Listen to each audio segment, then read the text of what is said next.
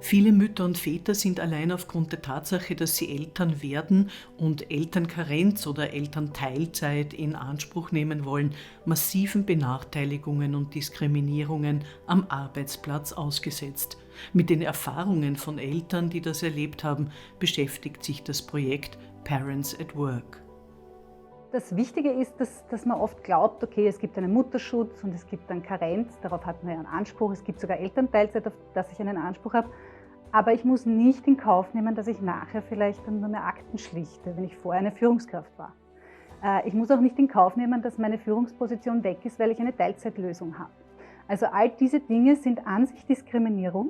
Ich muss auch nicht das akzeptieren, dass mein Arbeitgeber oder Arbeitgeberin sagt, das ist uns auch schon so untergekommen, dass ja jetzt jemand Neuer diesen Job übernommen hat und der oder die macht ihn jetzt so viel besser und es wäre jetzt gut, wenn man wieder in die zweite Reihe geht. Das war meist mit einer Degradierung verbunden, das heißt, sie haben einen schlechteren Posten bekommen.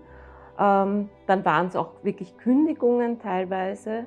Das heißt, es wurde zum Beispiel ein Mann, der seinen Chef sprechen wollte, um über Elternteilzeit zu sprechen oder über Elternkarenz, sofort das Kündigungsschreiben geschickt. Eine andere Frau ist direkt, nachdem sie ihre Schwangerschaft bekannt gegeben hat, aus dem Unternehmen begleitet worden mit Security. Das heißt, das waren schon sehr dramatische Schilderungen, die wir da gehört haben. Das Problem von Frauen ist dann oft, dass ihnen höhere Positionen verwehrt werden oder wenn sie zurückgehen oder zurückkehren, zum Beispiel nach einer Karenz, dass sie beispielsweise in anderen Positionen eingesetzt werden oder für was eingesetzt werden, wo sie eigentlich gar nicht qualifiziert sind. Also weil das so gang und gäbe ist in vielen Betrieben, fällt das eigentlich jetzt nicht mehr als extra Diskriminierung auf, sondern wird lange hingenommen, bis auf eben ein paar Kollegen, Kolleginnen, die sagen, eigentlich, das ist unfair, eigentlich, wieso lassen wir uns das gefallen? Und dann setzt eigentlich erst das Bewusstsein ein, das ist Diskriminierung, ich habe die Rechte, ich kann das und ich möchte dagegen was tun. Im Rahmen des Projekts Parents at Work wurden ehemalige Klientinnen und Klienten der Gleichbehandlungsanwaltschaft ausführlich zu ihren Erfahrungen befragt. Sie alle haben Benachteiligungen und Diskriminierungen am Arbeitsplatz erlebt. Die Betriebsrätin hat mir geraten, einfach das Gespräch mit dem Arbeitgeber zu suchen, was ich dann gemacht habe. Also ich habe eine E-Mail geschrieben und um ein Gespräch gebeten wegen Väterkarenz. Anstatt eines Gespräches bin ich dann aber gekündigt worden. Es ist zu einem Gerichtsverfahren gekommen, das 3 Instanzen durchlaufen hat und das wir schließlich letztendlich auch gewonnen haben. Ja, generell ist es so, dass sicher wenige Leute diesen Weg beschreiten wollen oder das verweigern bzw. sie mit Entscheidungen der Firma abfinden, weil es einfach emotional braucht man eine dicke Haut und ein langes Durchhaltevermögen.